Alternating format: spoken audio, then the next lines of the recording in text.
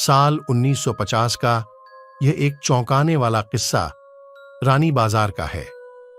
यहां रामप्रकाश रहता था, जिसकी बेटी को 5 साल की उम्र में कैंसर हो गया। कई डॉक्टरों को दिखाने और इलाज कराने पर भी उसमें किसी तरह का सुधार नजर नहीं आया। होते होते एक रात कैंसर ने उसकी जान ले ली। उस बच्ची की जान रात को करीब 1 बजे गई थी। उसी रात को पास के ही एक गांव की महिला मोहिनी को एक ट्रक ने टक्कर मार दी थी। मोहिनी के परिवार वालों ने पूरी विधि के साथ उसे अंतिम विदाई दी।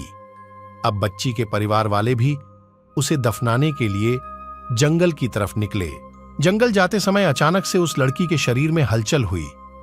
सभी हैरान हो गए कि मृत लड़की का शरीर कैसे हिल रहा है। थोड़ी ही देर में लड़की जिंदा हो गई और उसके परिवार वाले खुशी खुशी उसे अपने साथ घर ले आए। किसी को इस बात की भनक नहीं थी कि उस लड़की के अंदर उसी रात ट्रक से टकराने वाली मोहिनी की आत्मा घुस गई थी। बच्ची जब से मौत से लौटकर आई थी, तब से ही उदास और चुपचाप एक कोने में बैठी रहती थी। एक दिन उसकी मां ने उसे खुद अपने हाथों से खाना खिलाया और मामा के घर लेकर जाने की बात कही। खाना खिलाकर उसे अच्छे से तैयार करके वो उसे अपने मायके ले गई। रास्ते में वो बच्ची जैसे ही उस ट्रक के हादसे वाली जगह पहुंची तो उसने अपनी मां को कहा कि मेरा गांव इधर है। मां ने उसकी बातों पर बिल्कुल गौर नहीं किया और उस बात को हंसी में टाल दिया। कुछ ही देर में वो अपनी बेटी के मामा यानी अपने भाई के घर पहुंच गई। 1-2 दिन बाद मामा जी के घर के आसपास ही बच्ची के अंदर घुसी मोहिनी को अपनी पड़ोसन सिमरन दिखी। उसने जोर से उसे नाम से पुकारा। सिमरन ने पलटकर देखा तो एक छोटी बच्ची थी। उसे बड़ी हैरानी हुई कि इस लड़की को मेरा नाम कैसे पता है। तभी मोहिनी ने अपने साथ बीती सारी बातें उसे बता दी। उसने कहा कि मेरे परिवार वालों ने मेरी मौत से ही पहले मुझे जला दिया था, इसलिए मेरी आत्मा भटक रही है। उसी दिन इस लड़की की भी मौत हो गई थी, तो मैं इसके शरीर में घुस गई। सिमरन ने यह बात अपने गांव जाकर सबको बता दी।